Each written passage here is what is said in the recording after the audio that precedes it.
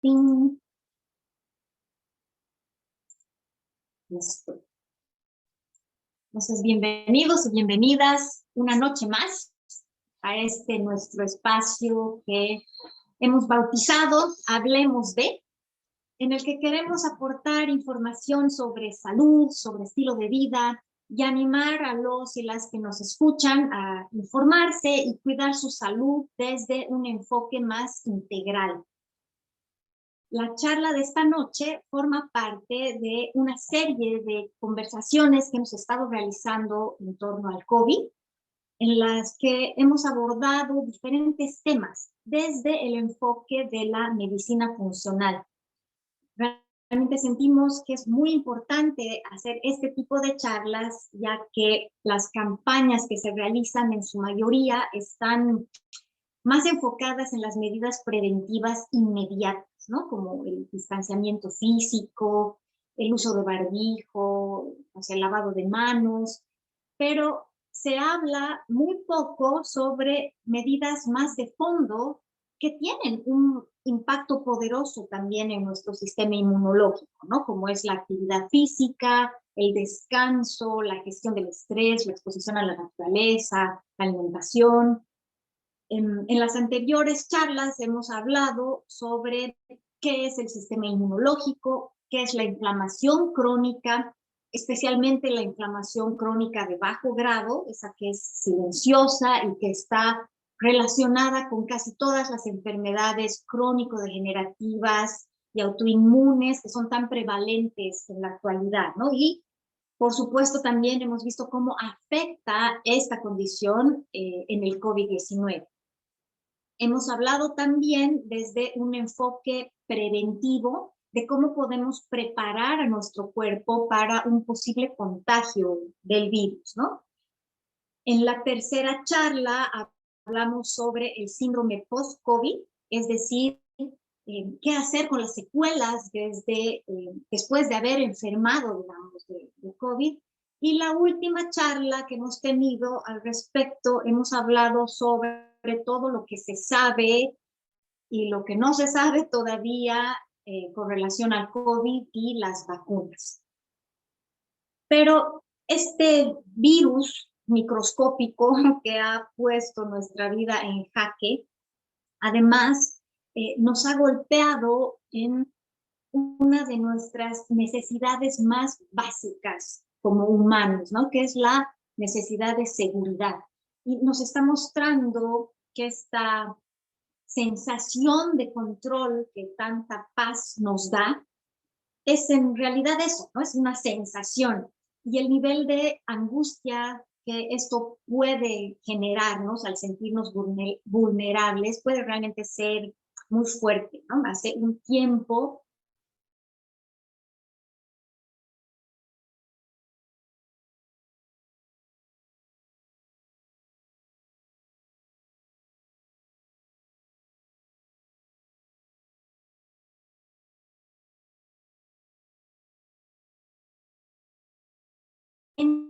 viven esas preocupaciones como si fueran la realidad. O sea, nuestras emociones y pensamientos tienen un impacto directo a nivel físico, en los niveles de hormonas que circulan por la sangre, en nuestras células, en nuestro cerebro. Es decir, que influyen no solamente en nuestra salud mental, sino también en nuestra salud física. Entonces, siguiendo nuestro enfoque de salud integral, en el que entendemos a la persona como un todo indivisible y no como fragmentos independientes, no podíamos dejar de hablar del impacto de la pandemia en nuestra salud mental. Eh, Rosy, ¿qué más? Sí, precisamente esto que compartía Ale con nosotros, ¿no? El objetivo de esta charla es entender el impacto del COVID y la pandemia y toda esta situación alrededor nuestra en nuestra salud mental y emocional, de la población en general, pero también de aquellas personas que se han contagiado de este virus. Y también queremos hablar un poco sobre la temática del duelo, que consideramos es un tema importante de poder conversarlo, ¿no? pero no solo, nuestro objetivo no es solamente entender un poco esto e informarnos, sino también tratar de charlar sobre aquellas opciones y alternativas que tenemos para poder gestionar mejor justamente estas sensaciones y emociones para poder salir adelante de la mejor manera posible. Bien, me voy a presentar para los y las que no me conocen. Creemos que es importante sepan quiénes están al otro lado de la cámara. Mi nombre es Rocío Ramírez, soy asesora en salud integral y nutrición funcional y soy creadora de la iniciativa Cultiva Salud Integral y Consciente, que tiene el objetivo, algunos de ustedes ya lo saben, de poder acompañarlos en el logro de sus objetivos de salud integral a partir de sus cambios de vida, de la manera más personalizada y natural posible. He estudiado el programa de Health Coach en el Instituto de Nutrición Integrativa de Nueva York y he estudiado el programa de nutrición funcional Full Body System en el Laboratorio de Nutrición Holística de Andrea Nakayama. Y actualmente estoy tomando un curso de respiración para la vida y estoy cursando un programa también para certificarme como instructora de meditación. Eso puedo contarles por mi lado. Ale. Sí, yo también me presento, yo soy Alejandra Navarro, aunque originalmente me he formado como administrador de empresas. Una crisis de salud en mi familia me ha hecho cambiar de rumbo. Me he formado como coach en nutrición integrativa, también en el Instituto de Nutrición Integrativa de Nueva York. He hecho una especialidad en salud digestiva y una certificación como coach de descanso y sueño, o lo que se conoce como sleep coach.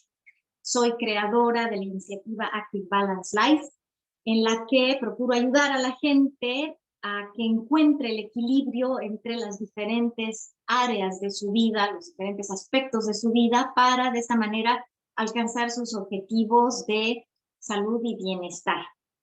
Y esta vez nos acompaña una muy querida amiga a la que realmente admiro mucho, Vanessa Rodríguez.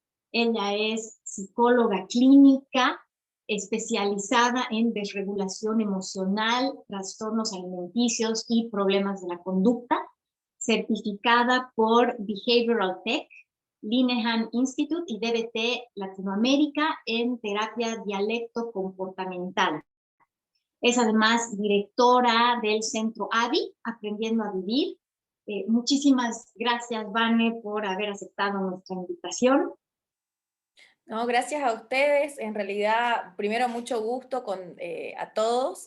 Muchísimas gracias por la invitación.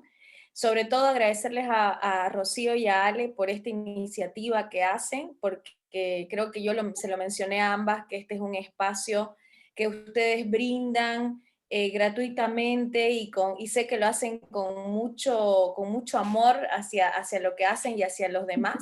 Y es un espacio de autocuidado, que eso es lo que necesitamos hoy en día, autocuidado desde la parte emocional, mental y obviamente también física, desde distintos puntos que ustedes han venido haciendo en las distintas charlas. Así que muchas gracias de verdad y es un honor estar acá con ustedes. Gracias, Vane. Y empezaremos, ¿no? A ver, Vane, contanos un poco cuáles son las principales repercusiones en la salud mental y emocional que se están viendo, ¿no? A partir de la pandemia del COVID-19. Bueno, algo con lo que voy a iniciar es un poco hablando de este tema de las repercusiones. Hemos tenido muchas repercusiones, obviamente. Yo me voy a enfocar específicamente en problemas emocionales y de salud mental, que bueno, es mi área. Y en realidad, cuando hablamos de todas estas repercusiones, nos enfocamos específicamente hacia, primero tenemos que diferenciar de alguna otra manera que han afectado a la población en general, a las personas que están en primera línea trabajando. Obviamente voy a hablar también de las poblaciones porque están divididas, hay poblaciones que son mucho más vulnerables que otras, ¿sí? Y por otro lado también a personas que ya tenían un problema de la conducta o un problema emocional o un trastorno específico, cómo ha repercutido también de alguna otra manera todo lo que ha sido el COVID-19 y la pandemia en general. Y también hemos tenido distintas etapas, porque ha habido una etapa en la que nos han aislado, nos han encerrado. Hay otra etapa en la cual hemos vuelto de a poco otra vez y también ha sido difícil el encerrarse y ha sido difícil de alguna otra manera volver también. Entonces es importante que tengan en cuenta que hay distintas formas de sentir, de pensar y que muchas veces repercute en nuestra conducta, ¿sí? Un poquito voy a mostrar algunas gráficas que les voy a compartir acá pantalla. A ver, en general, a ver, permítanme un momento, acá. Primero tendríamos que ver un poco las reacciones que pueden haber frente a la cuarentena, el aislamiento o en general la pandemia. Primero, empezamos a tener miedo a enfermar o morir. Yo creo que todos ustedes en algún momento, cuando recién inició la pandemia, empezaron a tener estas ideas o somatizaciones en el cuerpo de me duele el pecho o de pronto no sé qué me está pasando. Y claro, esto era una sugestión, por más de que no teníamos la enfermedad como tal, inevitablemente existe un miedo, que es un miedo a nivel social que se va de pronto manifestando y inevitablemente también era como que si tenía otro problema de salud, no quería ir al hospital, a la clínica, me costaba ir al supermercado o a algún otro lugar porque nos daba miedo, obviamente, infectarnos. En una primera instancia, la mayoría de la población sentía que el COVID estaba en el aire en cualquier lugar, o sea, no puedo salir a caminar, me da miedo salir afuera. Inevitablemente esas fueron las primeras reacciones que se tuvieron desde el inicio de la pandemia y que en algún punto estigmatizaron la enfermedad, claro, porque de por sí nuestras reacciones y nuestros pensamientos, sobre todo nuestros pensamientos, que vamos a hablar de eso más adelante, estaban sugestionadas. ¿Por qué? Porque estaba asociado a la muerte. O sea, esta enfermedad la asociamos de alguna otra manera con la conceptualización de muerte. Inevitablemente esto nos genera miedo. Por otro lado, otra de las reacciones al inicio fueron sentimientos de impotencia, aburrimiento, soledad, tristeza, ansiedad, incertidumbre, que era algo que realmente no sucedía y que lo pensábamos, ¿qué va a pasar después? No solo una incertidumbre a partir del miedo a la enfermedad, sino también había una incertidumbre con respecto al trabajo, a los despidos, a la inestabilidad socioeconómica, sobre todo en nuestro país en la que estábamos también en un cambio de transición política y que inevitablemente eso también ya estábamos inestables, veníamos igual previamente de no trabajar varias semanas y eso repercutió. Entonces también había un tema desde la preocupación, ¿qué va a pasar en el futuro? ¿Sí? Por otro lado, también había el miedo a que se contagie nuestra familia, nuestros familiares, el no poder verlos. Por ejemplo, si yo vivo de alguna otra manera con mi pareja, mis hijos, pero no podía ir a ver a mis padres o a familiares, inevitablemente eso nos generaba también miedo a perdernos o sentirse o mucha impotencia a no sentirse protegidos y frente a los seres queridos, obviamente.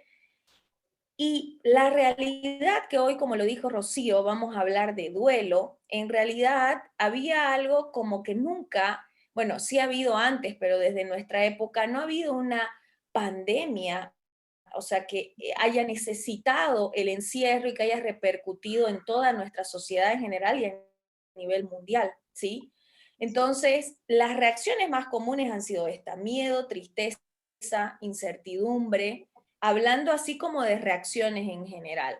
Ahora, a lo que yo les decía al inicio de la pregunta de Ale, es justamente y específicamente un poco con respecto a poblaciones más vulnerables. Y creo que acá es importante que hablemos de esto, porque más allá de hablar de los trastornos que puede repercutir como tal la pandemia, es importante que veamos la vulnerabilidad. Cuando yo me refiero a vulnerabilidad, Me refiero a sectores que inevitablemente están más propensos a desarrollar un problema de salud mental, emocional, ¿sí?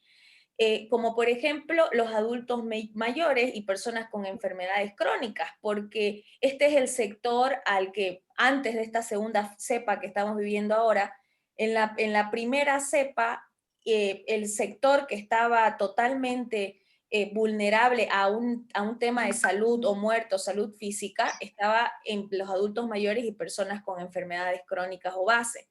Entonces, estos sí son personas que estaban más vulnerables a un problema de salud mental. ¿Por qué?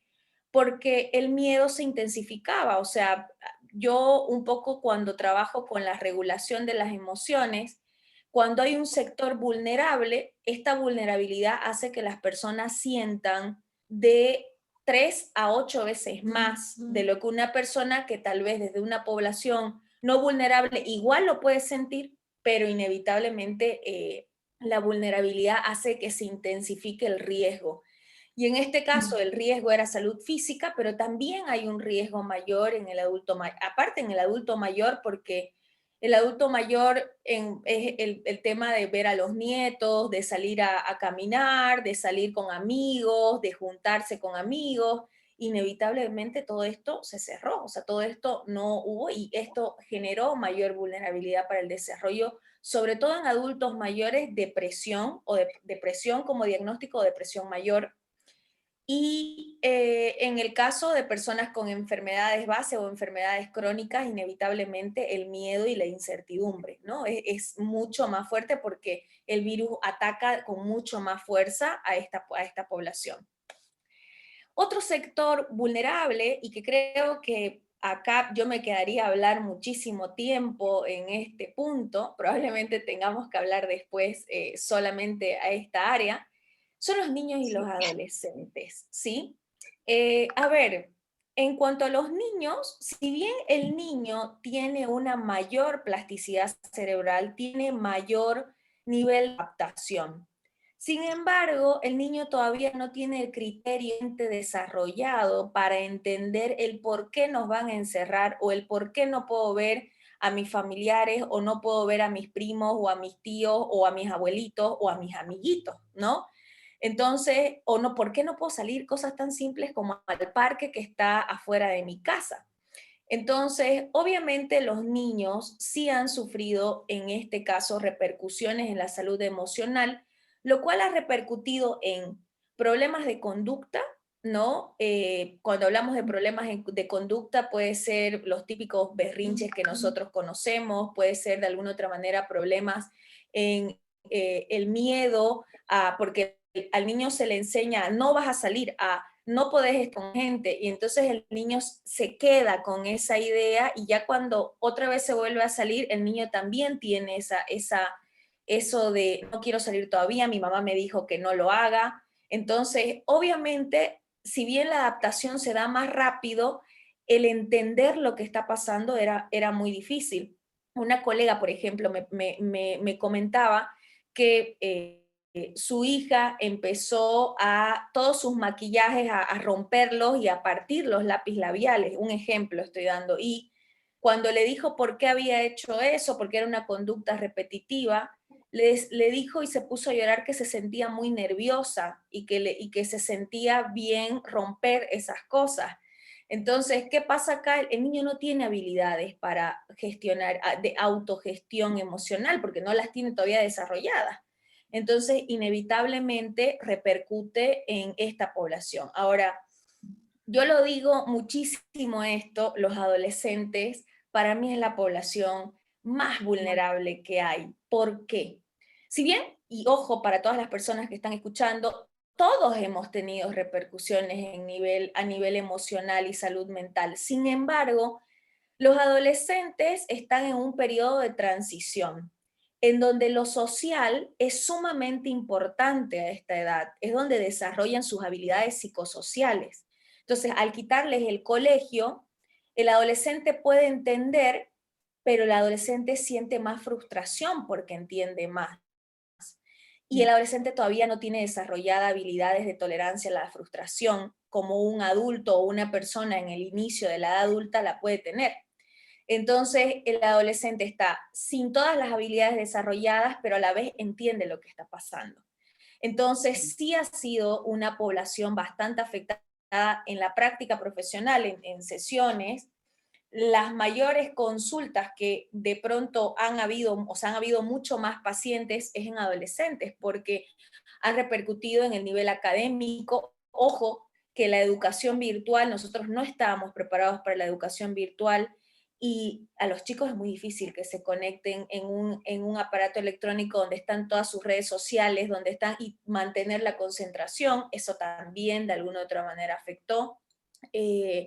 Por otro lado, no hay desarrollo social, y inevitablemente eso no pueden, o sea, por más de que quisieran, hasta los mismos jóvenes me dicen, ya estoy cansado del WhatsApp. Y claro, porque ya no es lo mismo, porque no hay un contacto físico, no hay un contacto en el cual se puede hacer más interior, o se pueden hablar de cosas más internas, ¿sí? Entonces, sí es un tema largo de abordar los niños y adolescentes, pero he dado los datos, digamos, más generales. Por otro lado, Alex, Rocío, si tienen algo que preguntar en medio, me pueden cortar, o si hay alguna pregunta frente a esto, igual no hay ningún problema. Por otro lado, otro sector importante son las personas con enfermedades mentales o personas que tienen abuso de sustancias. A nivel mundial ha habido un incremento de abuso de sustancias y de alcohol, lo cual ha repercutido en problemas mayores, que si antes yo tomaba, o sea, tomaba, digamos, una copa de vino o compartía con amigos una vez por semana, que eso ya es un indicio de alcoholismo, una vez por semana.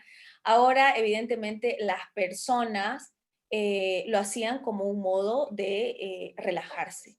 Ahora, el abuso de sustancias se ha incrementado, sobre todo ¿en qué población? En los adolescentes. O sea, lo que antes, por ejemplo, en la práctica yo tenía pacientes con consumo de 17, 18 años en adelante normalmente, y ahora hay desde 14 años en adelante, o sea que hay un incremento y hay un consumo, más allá que el consumo no es algo que se da normalmente, pero hay un consumo mucho más precoz que antes del consumo de sustancias.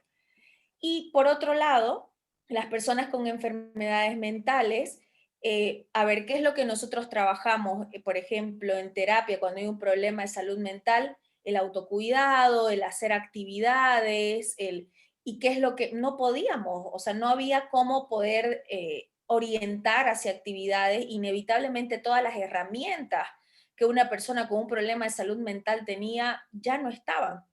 Entonces ha habido un incremento de sus síntomas, o sea que esta también es una población de riesgo. Y por último, otra población de riesgo son las personas que están colaborando con respecto a las que están en primera línea trabajando con el COVID-19, médicos, enfermeras, el estrés postraumático que tienen estas personas y que no tienen, porque estos sectores no tenían una ayuda psicológica, o sea, en un inicio. Y ahora, obviamente, todo el sector salud está totalmente colapsado, y aparte del colapso es el miedo a contagiar a sus seres queridos, el miedo a que se contagien y puedan morir, digamos, ¿no? Inevitablemente ha habido una mayor demanda. Entonces, es importante que todo el área de sector salud también tiene una repercusión como tal. Entonces, un poco hablando frente a estos datos que les voy dando, es importante también tomar en cuenta qué trastornos o qué problemas o qué repercusiones tenemos a nivel emocional o a nivel mental como tal, ¿sí? Una de las cosas, ahora para poder verlos a todos, una de las cosas que creo que han sido importantes a tomar en cuenta es que ha habido un incremento, por ejemplo, hablando de incidencia, que sé que los números a veces suelen ser aburridos, pero siempre es importante saberlos. Ha habido, por ejemplo, un aumento del 44% de los trastornos depresivos, siendo el trastorno depresivo mayor, ¿sí? el que ha tenido mayor repercusión. El trastorno depresivo mayor, para que un poco puedan ver en cuanto a la sintomatología, las personas no solamente sienten una tristeza o un vacío, sino que es como que el cerebro, a partir de esa depresión mayor, que es una depresión más fuerte, genera como un cortocircuito por así decirlo, en el cerebro. Y eso genera que haya pérdida de ciertas habilidades que ya estaban desarrolladas. Por ejemplo, hay el contacto físico o la parte de alguna otra manera puede ser a nivel contacto emocional, el de expresar emociones, o la parte sexual también se puede ver afectada, digamos, en este tipo de casos. O de alguna otra manera también está dado que la persona empieza o a bajar de peso o a subir de peso por un tema también de ansiedad, porque se asocia también a otros problemas como tal. Entonces, y es algo que requiere una, aparte de, en algunos casos y en la mayoría, medicación, un apoyo terapéutico y que va a ser más a largo plazo que a mediano plazo. Es diferente tener un episodio depresivo a tener una depresión mayor. Otro de los problemas, que ese es el que más incremento ha tenido con el 47,8%, es el trastorno de estrés postraumático. El trastorno de estrés postraumático es un problema en el cual la persona desarrolla síntomas específicos, como por ejemplo sueños, pesadillas, sueños interrumpidos, insomnio, flashback que tiene en cualquier momento sobre ciertas situaciones que han generado un trauma. Antes se tomaba más en cuenta situaciones traumáticas como un accidente, como un abuso sexual, como una situación bastante traumática, violencia intradoméstica, pero hoy en día el COVID en sí, por el cambio y porque a veces generamos de alguna otra manera un duelo patológico, que no me quiero adelantar a eso, solo lo menciono porque vamos a hablar de eso, inevitablemente se ha desarrollado como tal esa situación en la cual estamos de alguna otra manera como que nos genera inestabilidad, irritabilidad y también sentimientos de depresión y ansiedad. Y obviamente lo que también ha repercutido es la ansiedad, ¿no? La ansiedad y la depresión ha sido algo que las personas han empezado a reconocer y han empezado a acudir más a ayuda profesional, porque la ansiedad y la depresión ha sido un tema fundamental. La ansiedad desde muchos aspectos, desde el miedo a morir hasta comer, darse atracones de comida, por ejemplo, por ansiedad, o sea, cosas específicas. ¿Por qué? Porque todo el día no tenía nada que hacer, o si bien pues, tenía que cocinarme, no podía salir, inevitablemente el estar en contacto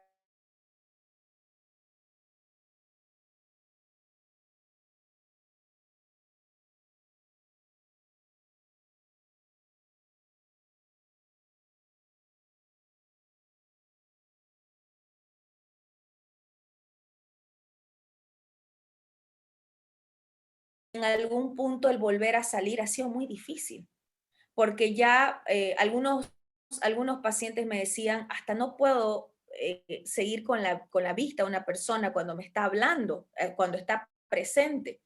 O esto del barbijo, de tocárselo porque se sentían de alguna otra manera, no está bien mi barbijo. O sea, el volver otra vez a tener contacto, por más de que no tenga un trastorno, igual ha sido de alguna otra manera un problema. Entonces, y no puedo dejar de mencionar problemas del relacionamiento, que ya eso viene más desde el sistema familiar, problemas de pareja que antes estaban dados los problemas, pero por las actividades que se tenían, era como que no, tal vez no se veían tanto y en la cuarentena o al estar encerrados se pudieron ver más. Lo mismo en el relacionamiento parental de padres a hijos. O sea, igual ha repercutido de alguna otra manera en general, digamos, eh, eso. Ahora, y por otro lado, es importante tomar en cuenta que cuando yo tengo algún tipo de síntoma, es necesario que realmente verifique o pueda buscar ayuda, porque inevitablemente cuando se está desarrollando un problema, puedo tener un síntoma, pero si lo dejo pasar, se puede convertir en 5 síntomas o 6 síntomas. Entonces, las repercusiones más que todo tienen que ver con ansiedad, con depresión, con ansiedad social, ¿sí? Problemas de la conducta alimentaria también han habido, porque en adolescentes y en jóvenes el ver a todo el mundo haciendo ejercicio, porque yo lo que veía en esa época era, todos tengamos esta actitud positiva de hacer las cosas, y está bueno tener la actitud positiva, pero también tenemos que hablar de lo que nos cuesta, y eso era algo que al inicio de la pandemia no se hablaba. No sé si a alguno de ustedes les pasaba, que es como que todos hablaban de estos temas, de cómo lidiar, de cómo manejar, sin embargo era difícil hacerlo en la práctica. Entonces un poquito esas son las repercusiones en general. Puedo pasarme horas hablando de las repercusiones, pero por temas tiempos he querido dar como un breve resumen de lo que tanto en repercusiones en poblaciones vulnerables como también, frente a tu pregunta, en trastornos o problemas que se han desarrollado en esta época.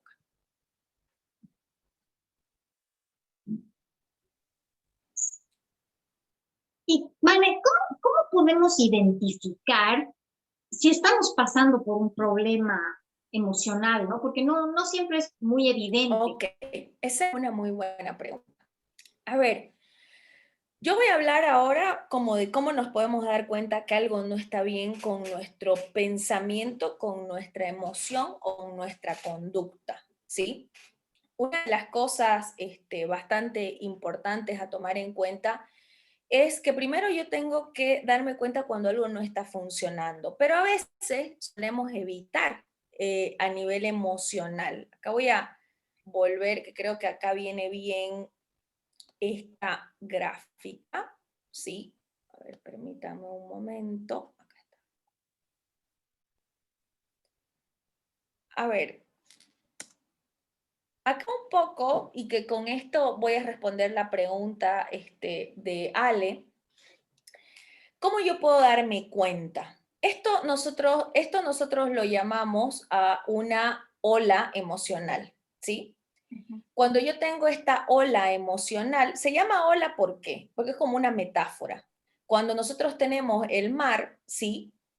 Podemos tener marea baja o podemos tener marea alta, dependiendo cómo están las olas. Eso sucede también de alguna otra manera en nuestra vida.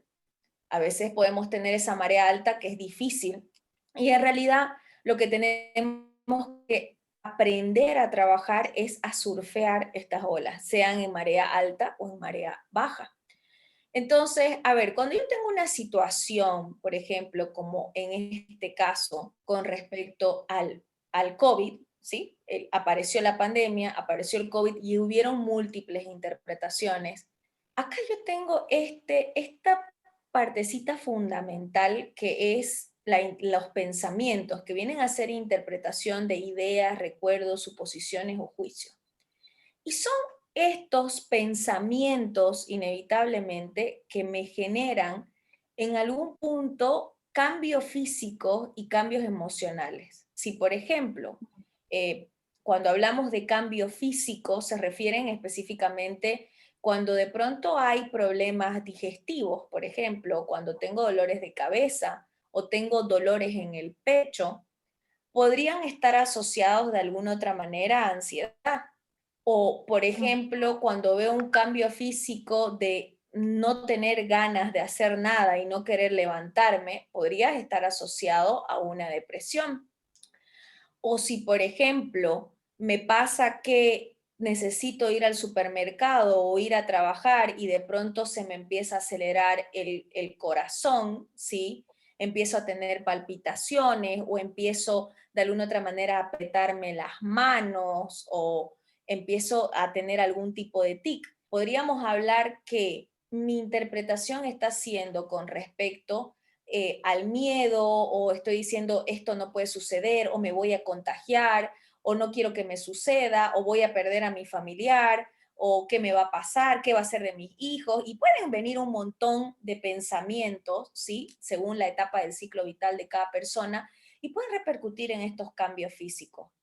Estos cambios físicos me generan una emoción, que normalmente casi yo no la veo la emoción. O sea, es inevitable que yo no, de alguna otra manera, no puedo ver en algún punto la emoción porque no la puedo palpar, o sea, no es algo que puedo observar o que puedo medir de alguna otra manera. Sin embargo, ¿cuáles son esas emociones que están más relacionadas en esta época? Miedo, tristeza, intensidad emocional, o sea que la intensidad como impulsividad, ¿sí? Y culpa en muchas ocasiones cuando, por ejemplo, he contraído el virus y he contagiado a algún familiar, por ejemplo, ¿sí? Y puedo empezar, y algo que en personas que pueden pasar, que están en medio del COVID, por ejemplo, vergüenza, ¿sí? Que puede también darse, o sea, son las emociones más comunes. Entonces, primero, estos pensamientos los tenemos todo el tiempo todas las personas, pero en esta época se han intensificado. Y esos pensamientos hacen que yo tenga cambios físicos. Y esos cambios físicos repercuten en mi emoción. Es como que eso es lo que sigue. Por ejemplo, una emoción solamente dura 90 segundos. Lo que hace que la emoción permanezca a lo largo del tiempo, ya sea horas, días, semanas, es el pensamiento o la interpretación que puedo dar. Entonces, se le dice rumiación, que estoy rumiando alrededor del mismo pensamiento todo el tiempo y hace que repercuta en mi emoción. Rumiación se le dice como a raíz de la vaca cuando mastica la hierba, por ejemplo, o el pasto, la mastica y la sobremastica y todo el tiempo está en la boca. O sea, lo mismo hacemos con el pensamiento, da vueltas sobre su mismo eje y genera estos cambios. Entonces, una de las cosas inevitablemente está la emoción como tal, ¿sí? O sea, es algo que repercute en algún punto en las personas. Por otro lado, esta emoción nos genera un impulso. Todos tenemos impulsividad en algún grado, algunos mayor que otras, ¿sí? Pero yo tengo dos opciones. Yo tengo esta opción de generar una impulsividad y tener una reacción, que en este caso es la conducta, o directamente de la emoción pasar a una conducta. Ninguna de ellas las estoy colocando como buena o mala. Simplemente son dos tipos de reacciones que probablemente esta desde la impulsividad nos va a llevar a tener consecuencias, ¿sí? Entonces, ¿cómo me puedo dar cuenta? Porque esto va a repercutir en que yo tenga una conducta. ¿Cómo yo me puedo dar cuenta que algo está pasando en frente a la pregunta que me hizo Ale? Tristeza, sentimientos de vacío, intensidad emocional, impulsividad, estar más irritable, gritar más de lo normal o estar menos grande, sentir de alguna otra manera que desesperanza, que nada va a cambiar, que todo va a seguir igual, de pronto sentir estas palpitaciones. Desde la parte podemos nosotros identificar y nos podemos dar cuenta de síntomas físicos como también síntomas ya más del estado de ánimo o de nuestras conductas. Entonces, ¿qué tengo que yo ver? Inevitablemente tengo que ver la parte física, la parte emocional, cómo me estoy sintiendo, y la parte ya más como conductas, ¿no? O sea, el no querer levantarme de la cama, el de pronto no querer salir afuera, el de pronto no tener contacto con mis seres queridos como yo tenía contacto anteriormente, el no poder demostrar cariño. Eso, son ciertas cosas que pueden de alguna otra manera repercutir. ¿Y qué es lo que pasa? ¿Y por qué esto está así como en un círculo? Porque se vuelve cíclico, porque se vuelve de alguna otra manera un círculo vicioso en el cual sigo teniendo interpretaciones y voy y vuelvo, voy y vuelvo. ¿Y por qué? Porque hay rumiación y porque la rumiación inevitablemente me va a generar, digamos, ese tipo de situación. Ahora, ustedes tienen que aprender. Vani, Sí, perdón que te corte. Aquí tengo, se me viene a la perfecto. mente un comentario y una pregunta.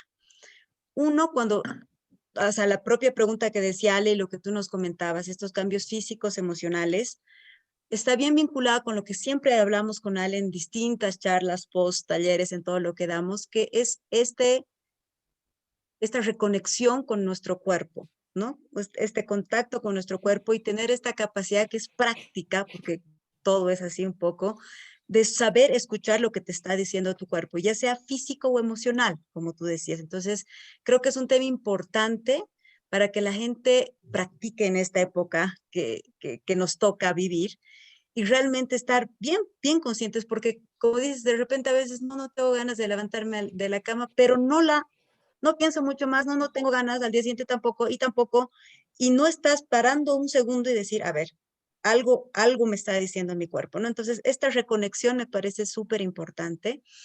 Y tengo una pregunta sobre lo que tú decías del pensamiento, sobre todo porque me llega fuerte. Yo estoy trabajando mucho ahorita en mi sistema de creencias. Cuando tú decías, no, la emoción es cortita, pero viene la mente con tanta fuerza y poder y se apropia de esto y hace que esto sea y se vuelva, y en estas épocas a veces medio negro y oscuro en vez de ayudar. ¿Qué podemos hacer con este tema de la mente? No sé si es un tema demasiado complejo, pero no sé si tienes alguna idea o un tip concretito Claro. como para que las personas puedan empezar a trabajar con este tema. Bien. Es muy buena pregunta y también tu comentario es algo que acompaña a esto porque en realidad, y que ustedes trabajan mucho la integración, y en realidad desde lo terapéutico, la integración de cuerpo, mente y espiritual o emoción, ¿sí? Tiene que ver con qué podemos hacer frente a este tipo de situación o qué hacemos frente a la mente. Y este tema está dado en que hablaste mucho de brindar atención a la parte física o cómo yo puedo dar de pronto atención a estos cambios que tal vez no me estoy dando cuenta. Nosotros trabajamos mucho en terapia, sí es un tema largo, pero sí puedo de alguna otra manera hablar. Trabajamos en terapia que obviamente muchos de acá lo deben conocer, es el mindfulness, ¿sí? El mindfulness es un tipo de técnica que está basada inevitablemente en la atención plena, y esta atención plena nos permite reconocer nuestros pensamientos, nuestras emociones y los cambios físicos que estamos teniendo en nuestro cuerpo. ¿Cuál es el primer aviso que nos da en general esta integración? El cuerpo. El cuerpo es el que nos puede estar avisando que algo está pasando. Por ejemplo, si yo tengo un dolor estomacal o digestivo, está asociado a la ansiedad, ¿sí? Inevitablemente, o sea, y dependiendo cuál es esa zona, sí es algo que sí, ya es una llamada de alerta, un tema físico, por ejemplo. Ahora, ¿cómo yo puedo en algún punto desarrollar el mindfulness o la atención focalizada? En este caso podemos hacer cosas tan simples como primero prestar atención a lo que nos rodea. Y hay algo muy importante en esto, que esto es algo más psicológico, que es fíjense que acá dice algo de juicios en esta parte de acá. Y nos juzgamos todo el tiempo, absolutamente lo que hacemos todo el tiempo. Y es este juzgarnos a nosotros mismos que hace que todo el tiempo en este caso se llama pensamiento fusionado. Entonces, ¿por qué? Porque no solamente hay la rumiación, sino que el pensamiento está ahí y lo tengo de alguna otra manera como tatuado acá en la mente, y hace que yo haga todas mis actividades, todas mis conductas a partir de este pensamiento fusionado. Entonces, ¿cómo yo puedo manejarlo desde ahí? Necesito, si estoy rumiando mucho, estoy teniendo muchos pensamientos, porque yo puedo reconocer que mi cabeza está a 1000 y que no puedo parar. Entonces, obviamente a partir de eso es necesario tener actividades placenteras y tener actividades en donde yo pueda focalizar mi atención. Cosas tan simples, Rocío, y para los demás como, por ejemplo, estar debajo de un árbol, salir a caminar un momento, tener atención a lo que estoy haciendo, como preparar una comida, si es que me gusta prepararme una comida. Ahí está, por ejemplo, el mindful eating, que es la parte, digamos, de la alimentación consciente, que ustedes hablan muchísimo, que es el preparar mi alimento con amor y obviamente el darme el tiempo de que se vea bien, de que yo lo pueda consumir, que me haga bien. Entonces, ese tipo de cosas pequeñas nos pueden generar un cambio a bajar los niveles de rumiación. Por ejemplo, ayer una paciente, justamente como ejemplo de esto, me decía, ella había bajado su rumiación. Y yo le pregunté, ¿cómo fue que bajaste tu rumiación? Y ella me dijo, no lo sé, no me di cuenta. Yo le había mandado de tarea hacer actividades placenteras Y para ella trotar y ver el atardecer en el campo era algo que para ella era importante. O sea, tiene que ser algo que es valioso para mí, no para la otra persona. Entonces, me puedo ayudar de alguna otra manera de contrarrestar esos pensamientos con actividades con valor. Actividades con valor para mí, y cuando hablo de valor me refiero porque es valioso para mí. Y esas cosas nos pueden ayudar a contrarrestar los pensamientos. No puedo controlar los pensamientos. Entonces es muy importante que tengan en claro que lo que ustedes pueden hacer es dejar pasar el pensamiento. Ahora, ¿qué pasa, por ejemplo, cuando yo quiero dejar el pensamiento y me estoy diciendo y creo otro pensamiento de quiero dejar de pensar esto, quiero dejar de pensar esto? Se genera más rumiación, ¿sí? Y esto es lo que solemos hacer. Repito y repito y repito lo que no debo hacer, pero le estoy a mi mente haciendo recuerdo de lo que no puedo dejar de hacer. Entonces, obviamente, en general, es tener también una mirada, que eso es algo que hay que desarrollar, una mirada más compasiva hacia nosotros mismos y vernos desde este lado de que estamos en una situación difícil. No normalizar ciertas cosas como yo debería. Lo que me está pasando es lo que me está pasando y tengo que trabajar en aceptarlo tal cual es, cualquiera que sea el problema. Porque si yo empiezo a dar rienda suelta a mi mente, termino de alguna otra manera generando todo este círculo vicioso y se vuelve constante. Ahí viene el sufrimiento. Entonces, hay una frase que yo siempre la digo, el dolor es inevitable, pero el sufrimiento es opcional. Y algo de lo que tenemos que aprender es que los pensamientos negativos y las emociones desagradables como el dolor, la tristeza o el enojo son normales y que yo puedo sentir eso. Porque en el momento que yo digo no llores, no sintas, no te pongas así, estoy invalidando mi emoción y eso me va a generar mayores pensamientos también. Entonces, es como que un poco contrarrestar, no puedo controlar el pensamiento, pero sí puedo dejar pasar el pensamiento, lo acepto, lo dejo pasar. Ese trabajo es difícil, para mí es fácil decirlo ahora, pero es algo que se tiene que desarrollar y que se tiene que trabajar. El mindfulness les puede ayudar muchísimo en eso, hay un montón de material que igual si quieren le puedo pasar libros y bibliografía a Ale y a Rocío para que las publiquen en redes y puedan de alguna otra manera la gente tener este tipo de bibliografía, que puedo desarrollar esta parte y darme un poquito como de cariño hacia mí mismo, hacia mí misma. O sea, es esto de, ok, lo acepto, lo dejo pasar, pero a la vez también trato de darme amor y me doy amor con cosas que me hacen bien. Normalmente ha habido tantas actividades como el colegio, voy a poner un ejemplo cualquiera, ¿sí? El colegio de los chicos, supervisar las tareas, supervisar el colegio en la parte virtual, digamos, ¿no? Por otro lado, las tareas, por otro lado, la comida, por otro lado, o sea, ya ha habido una saturación más el trabajo de cosas. Seamos claros que por el tema tránsito ha sido cómodo el trabajo virtual. Sin embargo, el trabajo virtual no es lo mismo que el trabajo en una oficina, el desprenderte de lo que te está pasando, de lo que estás haciendo y conectarte con tu trabajo. Entonces, estamos en piloto automático y ese piloto automático hace que no estemos presentes. Entonces, ¿cómo yo puedo de alguna otra manera generar esto de cómo calmar mis pensamientos?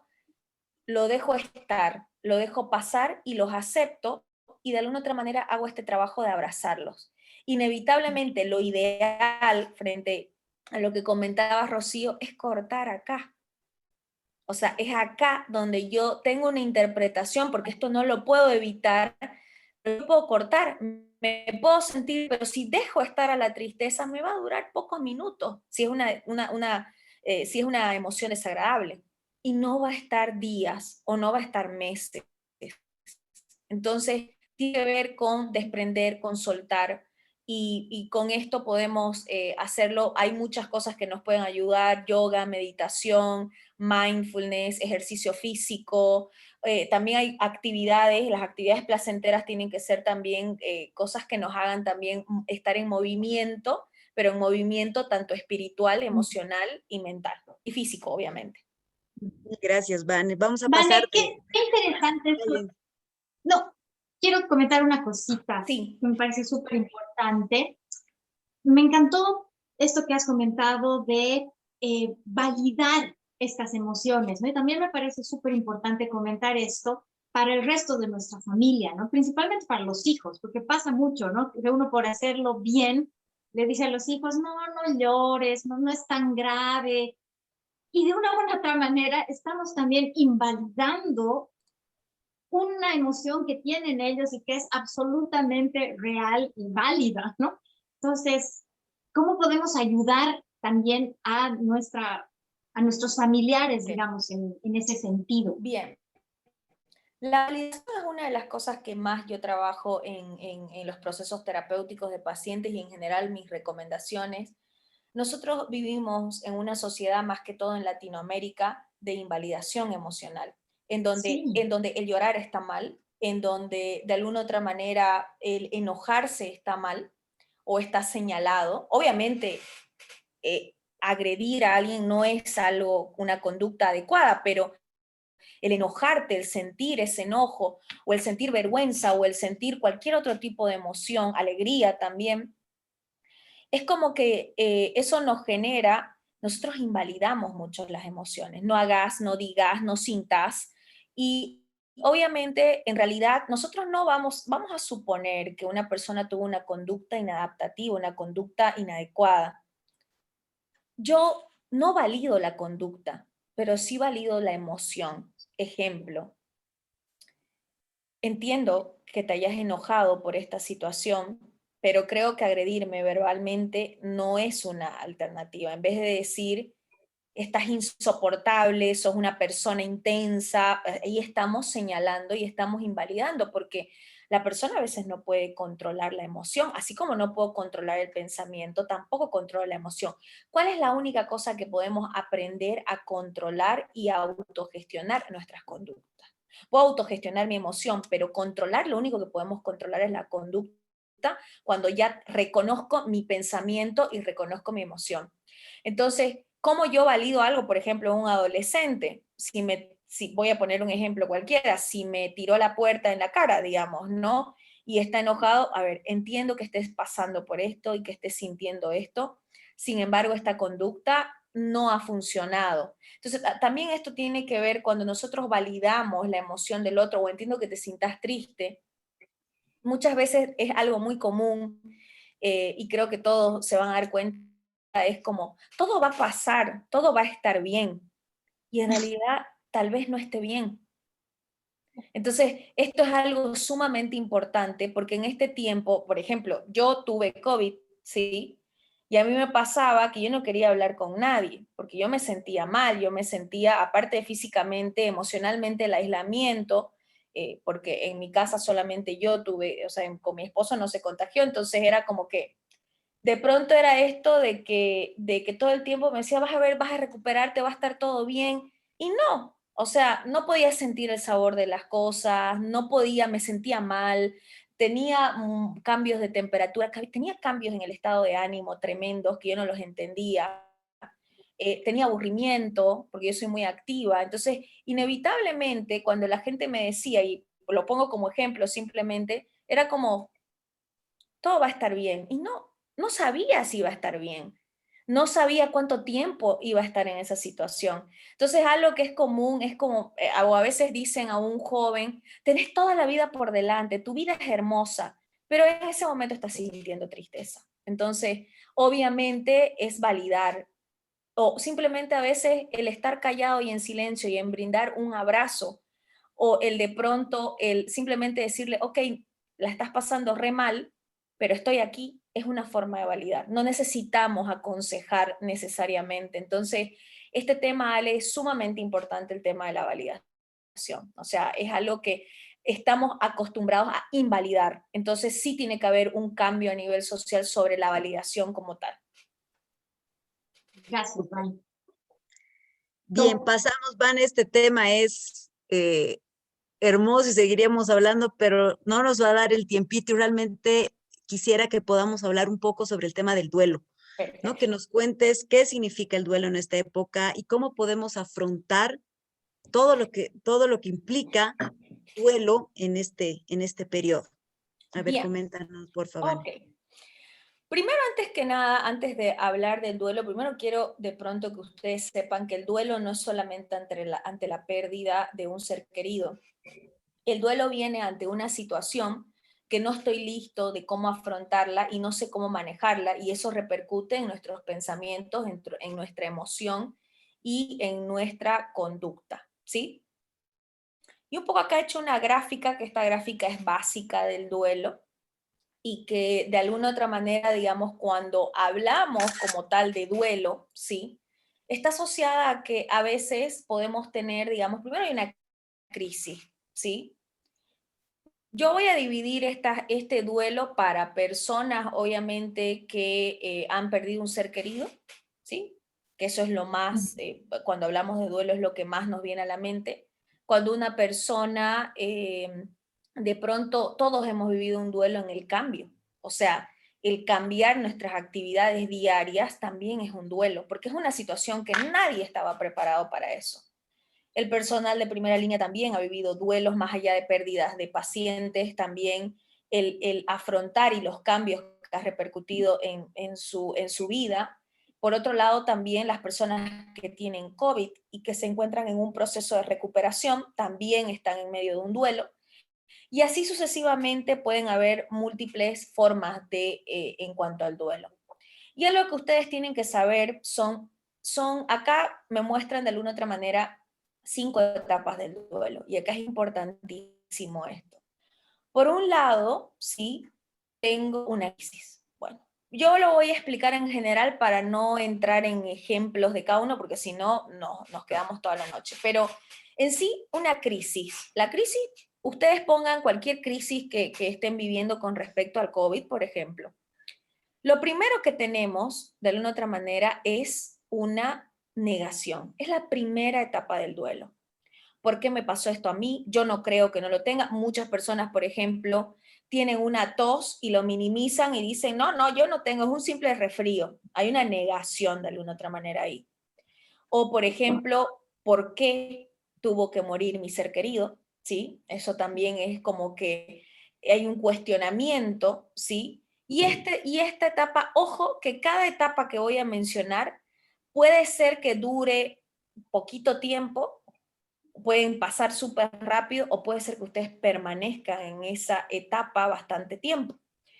Esto tiene que ver con el afrontamiento. O puede ser que una persona salte una etapa y no pase una etapa directamente. Esto tiene que ver con la predisposición, con el tipo de personalidad de la persona y múltiples factores. Entonces, primero la negación, en la cual yo no acepto y realmente me niego a admitir que está pasando. Cuando muere un ser querido, lo primero que viene es no puedo vivir sin esa persona. ¿Qué va a pasar de mí? Me viene todo esto y viene la negación. La segunda etapa, y que muchos permanecen en esta etapa, es la ira y la rabia.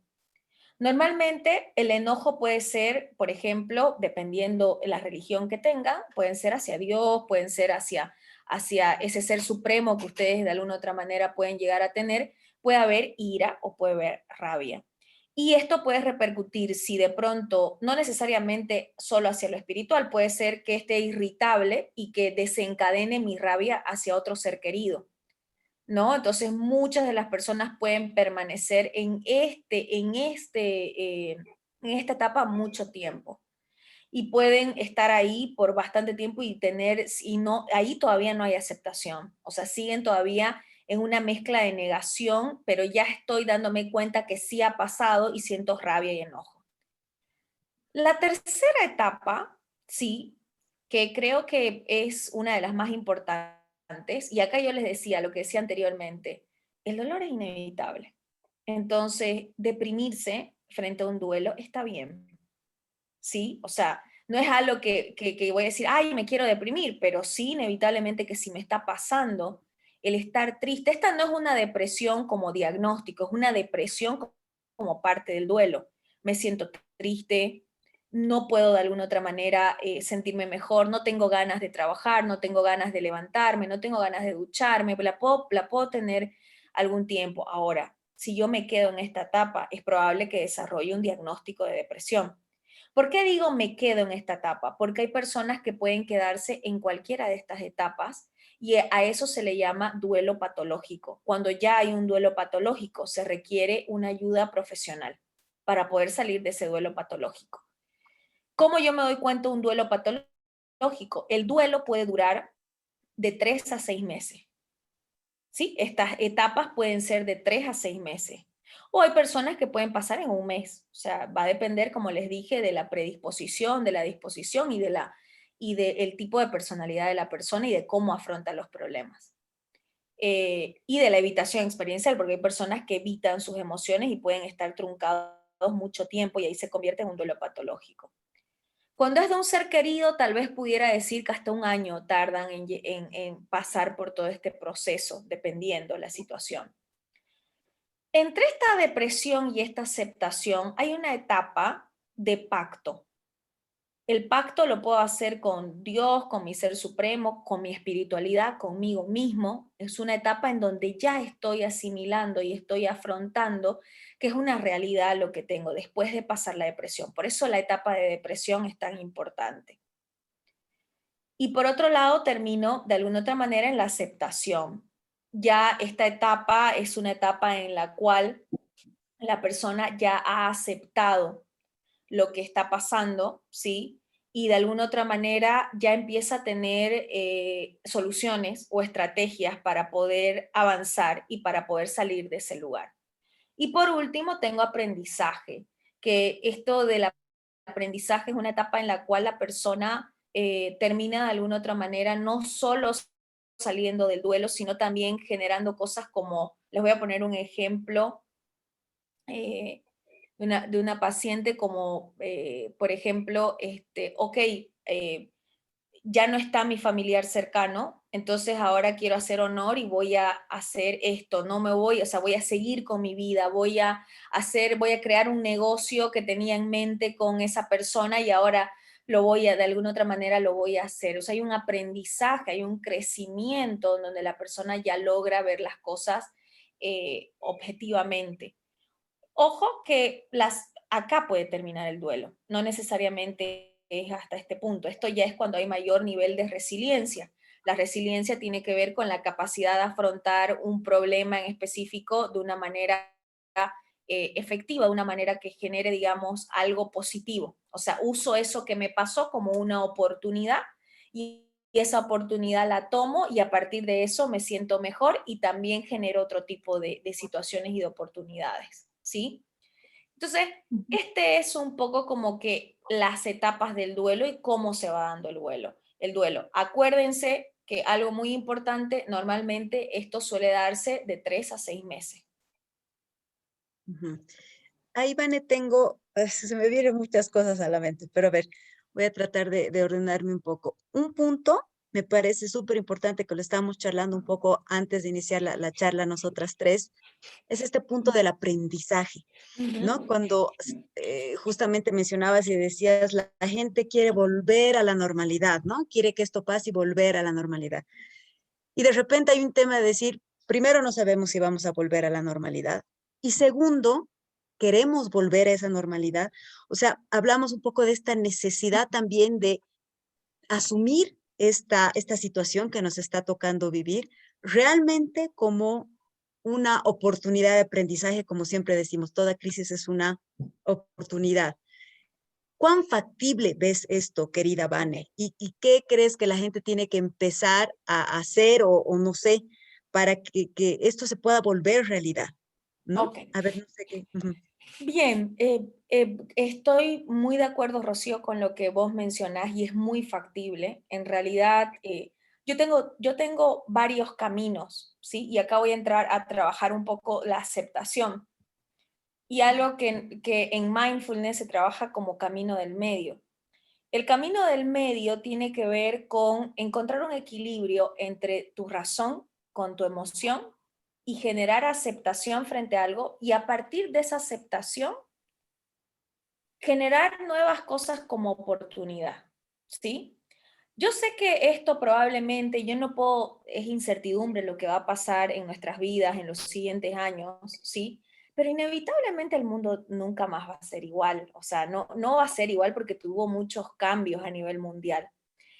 Y cuando hablamos de un duelo, las oportunidades son muy importantes porque el aprendizaje, cuando a mí se me ha dado un aprendizaje es una oportunidad de crecer. O sea, cuando yo paso por una crisis, necesito, o sea, yo siempre les digo, por ejemplo, en la práctica con respecto a pacientes, cuando tienen crisis es cuando en el momento donde empiezan su sanación, donde hay esas crisis más fuertes, es donde empiezan, ¿por qué? Porque se toca un fondo y me reinvento y empiezo a darme cuenta de cosas que tal vez antes no me daba cuenta y empiezo ese camino de aceptación. Me acepto y desde esa aceptación empiezo a generar muchas cosas y tal vez lo que veo negativo puede ser una oportunidad de mejora en mi vida. Entonces, gran parte de lo que mencionas, Rocío, es sumamente importante porque en este tiempo o sea, por ejemplo, hablo de mí misma, el tema del tiempo que me pasaba trabajando constantemente todo el tiempo y que no daba de alguna u otra manera un espacio a mi bienestar emocional. Y el trabajar en mi bienestar emocional fue para mí en este tiempo un regalo para mí misma. O sea, porque más allá de que yo lo trabajaba, el bienestar emocional, no me daba cuenta que habían cosas que no las veía y que obviamente las necesitaba. Este tiempo nos ha servido para ver nuestras necesidades, para ver nuestros errores, para ver nuestras equivocaciones, y eso nos permite crecer y de alguna otra manera generar nuevas formas de poder ser, no tanto en el hacer, sino en el ser, y eso me permite a mí reinventarme. Entonces, esto del aprendizaje nos permite crecer y nos permite de alguna otra manera avanzar en nuestras vidas porque estoy aceptando lo que no lo veía y lo que me hacía daño. Entonces esto me permite para mí hacerlo. Igual lo mismo para personas en el tema físico, de cómo a mí por ejemplo, cómo puede una persona darle, por ejemplo, la enfermedad, el COVID, y de pronto a partir de eso darme cuenta, no, ahora quiero tener una vida más saludable, quiero tener una alimentación más saludable. O por ejemplo, en la parte económica, esto no está funcionando, entonces voy a hacer otra cosa y voy a hacer ese negocio que tanto quise hacer y que ahora lo puedo hacer. O sea que esto para mí puede ser algo muy difícil de sobrellevar para todos, pero inevitablemente es una oportunidad para poder de alguna otra manera avanzar. Entonces hay una metáfora, hay una técnica en Japón que se llama kintsugi y que es una técnica en la cual cuando se rompe una pieza de cerámica, ¿sí? Se parte en 1000 pedazos. Y esta pieza de cerámica la vuelven a armar, allá en Japón es esa técnica, la vuelven a armar y en medio de esas ranuras, en esas partes que están las rajaduras, digamos, ¿no? Lo bañan con oro y hacen que sea una pieza única y que tenga mucho más valor que la pieza que no estaba rota. Entonces, esa metáfora es un modo de vida también, que lo usan mucho en esa parte, en ese continente. Entonces, es esto. Puedo yo romperme, puedo sentir dolor, pero puedo ser algo mejor, porque eso me permite ver de una manera y me vuelvo único porque estoy aceptando, estoy creciendo y estoy aprendiendo. Y qué bonito eso, ¿no? Qué diferente manera de encarar un poco las crisis y de ver nuestras heridas, ¿no? Creo que en esta cultura en la que vivimos se ven las heridas, incluso físicas, o sea, las cicatrices, incluso físicas, como algo malo, ¿no? Cuando en realidad son un recuerdo de algo que hemos vivido y de lo que hemos salido, ¿no? O sea, qué bonita esta manera de ver nuestras heridas como las piezas que han podido o que han logrado, digamos, que seamos ahora una persona más fuerte, una persona diferente, que nos hayamos podido reinventar, ¿no? Olvidarnos un poco de esta obsesión por lo perfecto. Yo siento mucho que en nuestra sociedad hay una obsesión porque todo sea perfecto, que sea hermoso, que sea no sé qué, incluso al escoger la comida, ¿no? O sea, Hablamos mucho con Rocío de esto, de escoger la comida abolladita, la manzana abolladita con su negrito, con estito, y empezar a valorar esas cosas, ¿no? Sí, total. Me encantó, Vani. Vani, para no alargar un poco más, ¿cómo afecta la salud emocional y mental un diagnóstico de COVID? O sea, ya estamos hablando de una persona Ok, que ha recibido el diagnóstico y que está en plena etapa. ¿Cómo podemos afrontar este bien. diagnóstico? Miren, en cada persona va a depender de estos factores que decía, la predisposición, la disposición y el tipo de personalidad. Cada persona reacciona de una manera diferente. Sin embargo, cuando el cómo afrontar, digamos, cuando una persona ya tiene COVID o está con COVID, una de las cosas importantes, y acá esto lo hice en general, esto sucede cuando una persona tiene de alguna otra manera desregulación emocional, y las personas que tienen en algún punto COVID entran en un proceso de desregulación emocional, ¿sí? Lo primero que tenemos que saber que es esto como la ola un poquito, situación, pensamiento, emoción, conducta, que es lo hemos visto anteriormente, y que acá lo recalco porque este es el proceso en el que estamos. Y este pensamiento, cuando hay COVID, ahí acá lo puse la rumiación se vuelve altísima, ¿sí? Lo he vivido y realmente por muchas estrategias o habilidades incorporadas que he aprendido a lo largo de mi práctica profesional, yo siempre aprendo de los pacientes o de lo que he aprendido o he aplicado a mí misma, no había nada que me haga de alguna u otra manera sentir en ese momento, eh, en algún punto como que estable, todo el tiempo pensaba, ¿sí? Bueno, Fíjense, acá tengo dos gráficas. Esto es lo que nosotros, todo lo que está arriba en esta I es intensidad, impulsividad e inestabilidad. Y todo lo que está en la D es depresión, tristeza, vacíos internos. Todo, la ansiedad y la impulsividad están arriba, ¿sí? Entonces, todas las personas en esta gráfica verde la tenemos. Todos tenemos estas pequeñas de arriba abajo y de pronto empezamos a sentirnos a veces un poquito tristes, pero es una curva dentro, esta línea negra es la línea basal, entonces hay un retorno rápido a la línea basal y automáticamente ahí me autorregulo o autogestiono mis emociones. Ahora, ¿qué pasa cuando yo, por ejemplo, en este caso que dice, Ale, tengo COVID, ¿sí? O en un momento muy difícil de una crisis, también puede estar asociado a eso, empieza la rumiación y esa rumiación hace que yo me desregule. Y cuando me desregulo, empiezo a tener eh, respuestas intensas, mucha ansiedad. Está generado en personas y está que ya se ha hecho estudios acerca de esto, porque ya vamos un año con la pandemia, en lo que más repercute en personas que tienen COVID es, uno, el insomnio.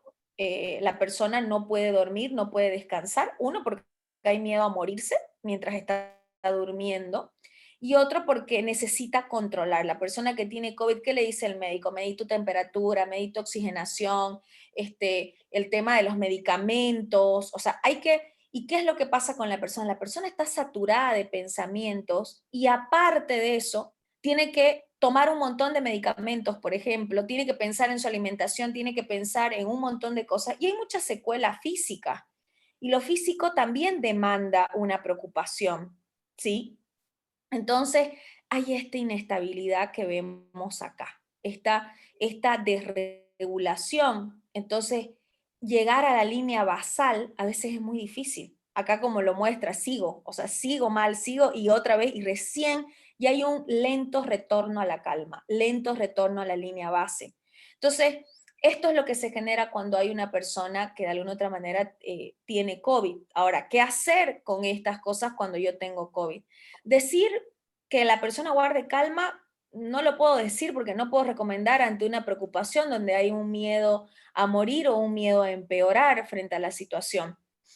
Entonces, acá hago una diferencia en personas que están internadas o en personas que están teniendo en casa, pero con síntomas fuertes, o en personas que son asintomáticos.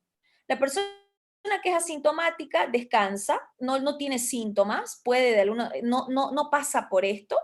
Puede ser que tenga un poquito acá más arriba, pero no pasa por esto.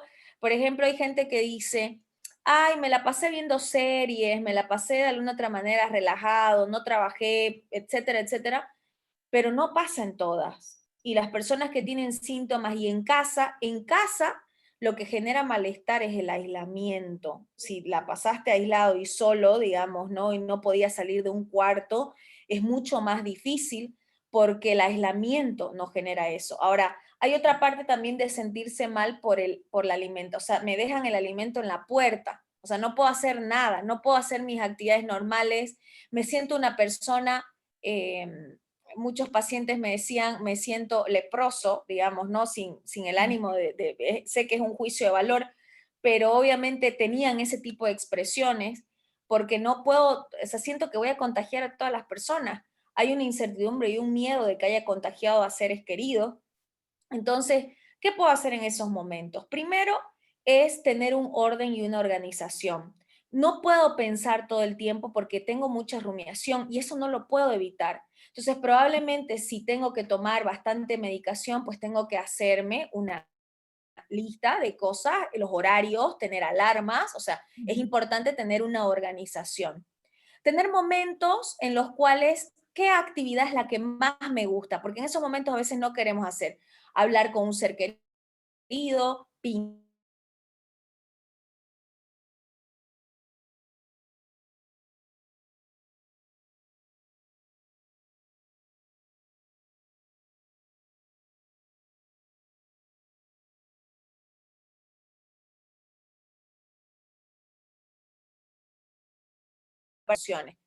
Eh, por otro lado, cuando ya, y es importantísimo esto, el sentirme que si bien hay un riesgo de que yo pueda contagiar, si tengo el debido cuidado de salir al jardín, salir de alguna otra manera afuera, o si es en un departamento, abrir la ventana, en algún punto respirar aire puro. Eh, y obviamente una de las recomendaciones principales es no estar tanto, que es difícil, pero no estar en el contacto, por ejemplo, con los celulares o con tablet o con artefactos electrónicos, porque eso me genera mayor segregación de dopamina y de otras sustancias, y eso va a generar que yo, o sea, por un lado está bien por un momento, tener tiempos, por eso les digo que el orden y la organización en ese momento en pacientes es importante. Ahora, si estoy hospitalizado, el de pronto empezar, es muy difícil decir calmar la ansiedad, pero el de pronto tener de igual forma una distracción es importantísimo, porque si no tengo esa distracción, solo me voy a enfocar en el pensamiento y me voy a enfocar en la muerte, y ahí es muy importante tomar en cuenta que esto está ligado a lo psicológico. Si tengo demasiado estrés, hay mucha segregación de cortisol o de otras cosas, afectan a que los síntomas de COVID se desarrollen mucho más. Entonces, sé que es una situación difícil, el duelo puede ser que dure o que permanezca, va a depender del tiempo, de cuánto tiempo está aislada la persona, pero sí hay que tener contacto un poco con el afuera, el ver algún lugar o el enfocarme en una actividad que me gusta hacer y que pueda hacer, ejercicios de respiración, estiramientos, si no puedo moverme, digamos, o hacer, por ejemplo, yoga. O sea, el yoga es una de las cosas que realmente me pueden ayudar, hacer ejercicios de meditación, que eso también me puede ayudar de alguna otra manera, y ver programas que no estén, por ejemplo, si quiero ver televisión, ver programas que no tengan que ver, uno, con COVID o todo lo que me refiera a toda la información y a la saturación de información que hay. No ver noticias que tengan que ver con lo mismo, con muerte, con COVID, con todo esto, tal vez desconectarme un poco de eso y poder ver otras cosas que impliquen ver programas también no agresivos ni de alto contenido, digamos, fuerte, sino más bien ver cosas que me relajan, escuchar podcasts, o sea, hay muchas cosas que nos pueden ayudar en ese momento, pero inevitablemente la persona con COVID pasa por esto. Y ojo, 1 de cada 3 personas que han pasado por COVID desarrollan un trastorno o un problema de salud mental. Entonces, es importante que tomen la debida atención a este tema, el darse un descanso después de haber pasado el COVID, tener una pausa, el poder darse espacio o el tener actividad, pero actividad que me genere bienestar. Cuando ya pueda hacer ejercicio, ir de a poco. El don de la paciencia es muy importante en este tiempo porque mi cuerpo no va a dar, o sea, por las secuelas del COVID, también aceptar que mi cuerpo no va a ser el mismo. A mí me pasó muchísimo y que me lo dijo mi colega con la que trabajo, muy querida Bea. Ella me dijo, Vane, tenés que aceptar que no podés seguir a tu mismo ritmo de antes, porque no, o sea, no podía yo el hablar, digamos, ¿no? Y no podía de alguna otra manera hablar tanto como antes. Entonces, obviamente, la aceptación. El trabajar la aceptación es difícil, pero es lo que se puede lograr dando espacio a lo que me ha pasado, darme cuenta que lo que pasé no es fácil, por más que haya sido asintomático, pasé por COVID y es importantísimo no normalizar y darle espacio a eso. Bien, quizá aquí tenemos una pregunta, Vane querida. Dice, una parte difícil es la convivencia con las personas de la familia que tienen crisis y tú tienes que lidiar Ok, con eso. Es más como un comentario, pero quizás si nos puedes claro dar que sí. comentar al respecto y a ver Bien, qué puede hacer esta persona que tiene que lidiar con el resto de la familia que está perfecto. con crisis también, ¿no? Ok, a ver, cuando hay una persona dentro de la convivencia familiar que de pronto, y que esto nos ha permitido encerrarnos y estar todo el tiempo juntos, ¿sí? Cuando hay una crisis, ya sea porque tuvo COVID o porque no lo tuvo o por el aislamiento, en general es necesario primero validar la emoción de la persona. Yo no puedo de pronto comunicar y reclamar a la persona lo que está pasando porque ahí estoy invalidando la emoción y lo único que voy a generar es aumentar la reactividad de esa persona. Esta reactividad que vemos acá se va a subir. Si ya está acá, pues la voy a hacer que se suba de alguna otra manera. Entonces, la validación es de pronto, la comunicación es clave y el poder hablarlo abiertamente, de decir algo te está pasando y hay que trabajarlo. Acá lo que yo voy a recomendar a las personas es de que ustedes no van a solucionar el problema de la otra persona y es algo que ustedes tienen que aceptar. Yo puedo observar, puedo ver, puedo comunicar, pero no puedo de alguna otra manera curar, sanar, darle herramientas, puedo darle consejos, pero si esos consejos no han funcionado, pues es necesario de alguna otra manera recomendar a la persona que busque ayuda. Y ya si es insostenible la convivencia,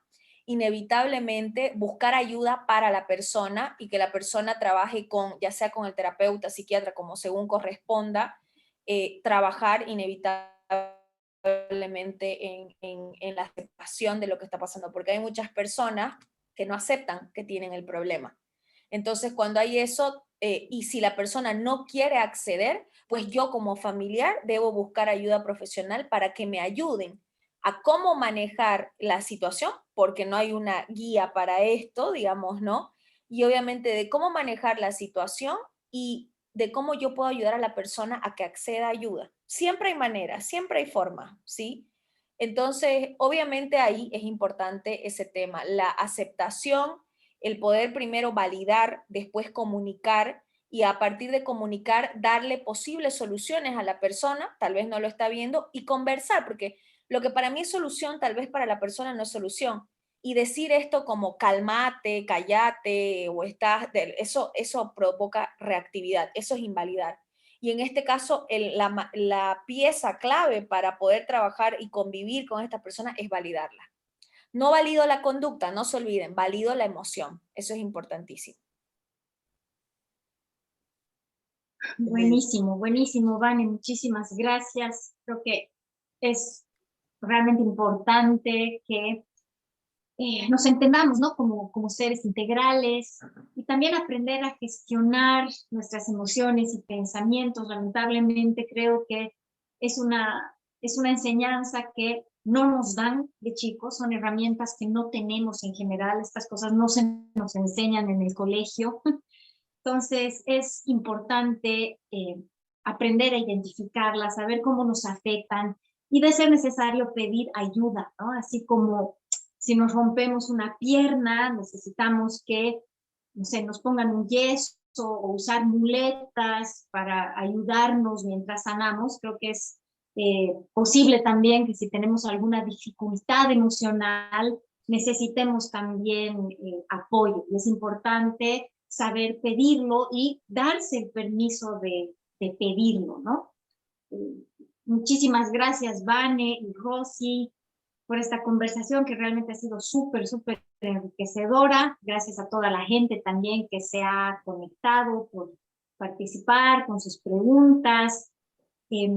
Recuerden que pueden ver todas las grabaciones de las charlas que hemos tenido en nuestro canal de YouTube y bueno, ojalá también las puedan compartir y difundir para que más gente pueda tener acceso. No sé, Vane, si tú quieres comentarnos algo más. Ok, yo muy agradecida con ustedes por la invitación y sobre todo porque esto es un tema muy importante. Casi siempre nos dan información desde la parte física o lo que decía Ale al inicio de cómo nos podemos cuidar del COVID, pero no nos dicen cómo nos podemos cuidar de los problemas de salud mental y emocional. Hay mucho que hablar sobre estos temas. Obviamente, en realidad, mi intención y el objetivo con todo lo que hemos hablado y que son temas fundamentales es como que hablar más desde lo general, cómo puedo identificar, qué puedo hacer. Un poquito como recomendaciones es, tal vez por el tiempo no pudimos un poquito hablar, pero es recomendaciones desde el autocuidado. Si ustedes no se cuidan a sí mismos, nadie lo puede hacer. Entonces es muy importante, es una época difícil, pero es una época en la que podemos, como mencionaban Rocío y Ale, reinventarnos, podemos crecer, podemos avanzar, y es muy importante darle prioridad en este tiempo al ejercicio físico, al sueño, ¿sí? Al tema, porque esas son cosas de cómo podemos prevenir la alimentación, una alimentación consciente, porque hay alimentos que nos generan de alguna u otra manera más ansiedad, y obviamente trabajar desde ese autocuidado. Por otro lado, tener de a poco relaciones, de a poco ir teniendo contactos, o sea, crear estos contactos sin el ánimo de no, el miedo de contagiarse, digamos, ir de a poco, sí ser cuidadosos, pero no se vayan también al lado obsesivo, que eso es muy, muy común.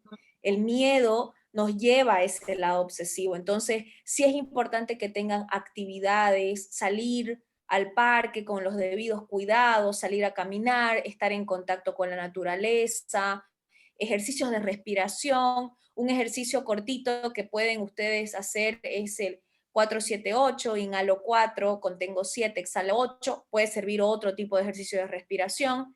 En caso de crisis, como recomendación, el cambio de temperatura corporal, cuando no puedo hacer nada en ese momento de crisis de autogestión emocional, autorregularme por medio de la parte física. ¿Cómo lo hago? Agarro hielo en las manos si estoy en un momento de mucha tensión. Puedo hacer algo que se llama efecto buceo, que tiene que ver con meter la cara en agua en una vasija o en el lavamanos, o de pronto si ya es muy intenso tener una ducha fría. Eso hace que físicamente cambie mi temperatura corporal y que la intensidad que estoy teniendo baje.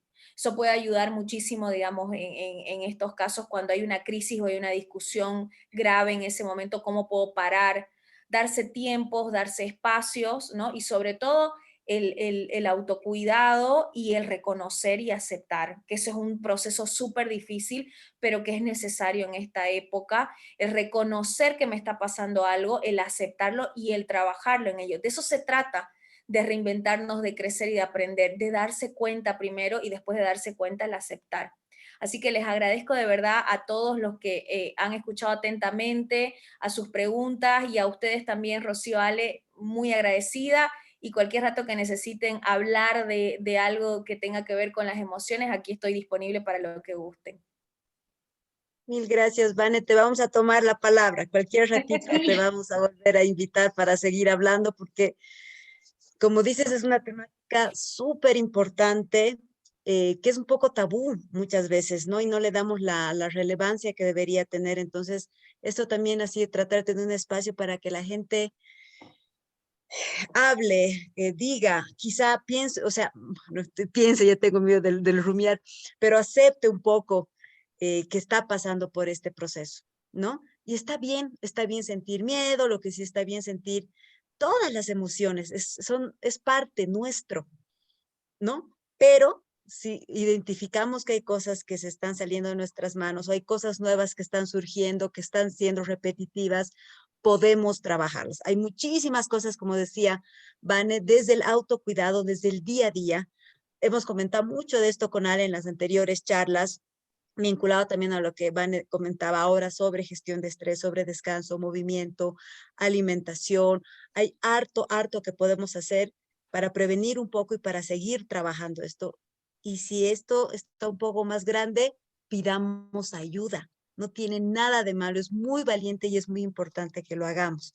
Ahí él está compartiendo también con nosotros en la pantalla por si quisieran tener nuestros datos de contacto, informaciones de teléfonos, de redes sociales de las tres. Y bueno, nuevamente agradecerles a todos y a todas por su participación. Ale, como siempre, mi gran compañera de trabajo, casi de vida. Y Vane, muchísimas gracias otra vez por tu tiempo y por compartir tantas cosas tan importantes.